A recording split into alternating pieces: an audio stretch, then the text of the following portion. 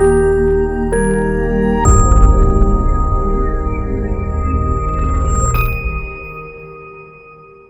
నమస్కారం. నా పేరు doctor Sharathchandrareddy, consultant radiation oncologist, kaizen oncology, Hyderabad. ఇవాళ మనము ఫిజికల్ యాక్టివిటీ అంటే ఏంది, దానిలో ఉన్న రకాలు, వాటికి ఉన్న బెనిఫిట్స్ అండ్ ముఖ్యంగా ఫిజికల్ యాక్టివిటీ వల్ల నిజంగా క్యాన్సర్ రిస్క్ తగ్గుతుందా, దీని గురించి మాట్లాడుకుందాం. సో ముఖ్యంగా ఫిజికల్ యాక్టివిటీ అంటే ఏంది?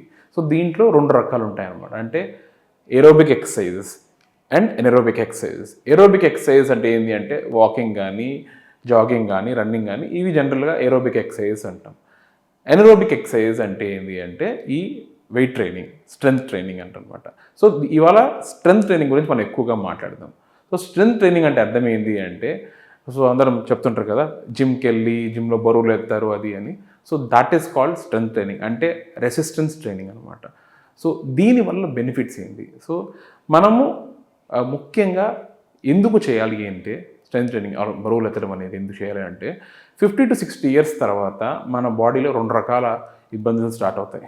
ఒకటి నడువు నొప్పులు అంటాము, లేకపోతే బోన్స్ వీక్ అయిపోవడం అంటారు, లేకపోతే వంగిపోవడం అంటారు. ఇవన్నీ ఇష్యూస్ స్టార్ట్ అవుతాయి అనమాట.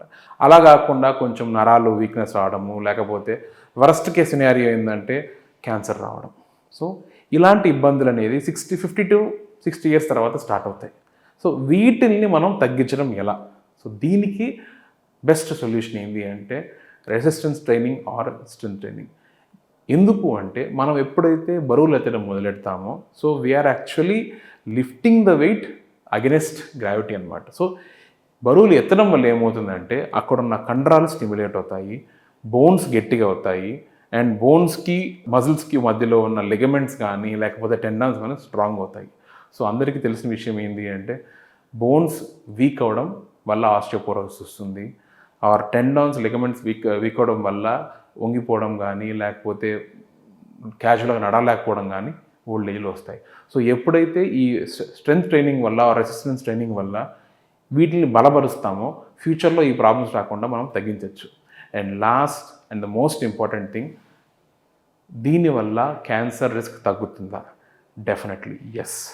సో చాలా రీసెర్చ్ వచ్చింది ఏంటి అంటే ఈ బాడీలో ఉన్న ఈస్ట్రోజన్ లెవెల్స్ ఎక్కువ ఉండడం వల్ల, లేకపోతే బాడీలో ఉన్న ఫ్యాట్ కంటెంట్ ఎక్కువ ఉండడం వల్ల there is a clear cut relation between breast cancer and body fat and oestrogen levels and endometrial cancer కానీ, లేకపోతే ఫ్యాట్ కంటెంట్కి clear cut relation with colon cancer or rectal cancer data already publish అయింది. So ఎప్పుడైతే మనము resistance training చేస్తామో ఈ body fat content తగ్గుతుంది. So body fat content ఎప్పుడైతే తగ్గడం మొదలెడుతుందో ఈ ఈస్ట్రోజన్ లెవెల్స్ కూడా తగ్గడం మొదలెడతాయి. ఎందుకు అంటే బాడీలో ఉన్న ఫ్యాట్లోనే ఈ టెస్టోస్టెరాన్ నుంచి ఈస్ట్రోజన్ కన్వర్షన్ జరుగుతుంది. సో ఎప్పుడైతే ఫ్యాట్ కంటెంట్ తగ్గుతుందో బాడీలో ఈస్ట్రోజన్ కంటెంట్ తగ్గుతుంది. ఈస్ట్రోజన్ కంటెంట్ తగ్గుతుందో ఈ బ్రెస్ట్ కానీ, ఎండోమెట్రియం కానీ, ఆర్ కోలాన్, రెక్టమ్, ఈసోఫేగస్, ఈ అన్ని క్యాన్సర్ల రిస్క్ సిగ్నిఫికెంట్గా తగ్గుతుంది. So as I said, physical యాక్టివిటీలో walking, running and jogging, but అన్నిటికంటే ముఖ్యమైనది physical training via endurance training or resistance training, strength training అనమాట.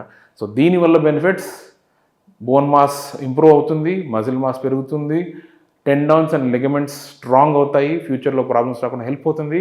And most importantly by decreasing fat content, oestrogen content మనకి బాడీలో ఫ్యూచర్లో క్యాన్సర్ రాకుండా రిస్క్ తగ్గిస్తుంది. Thank you.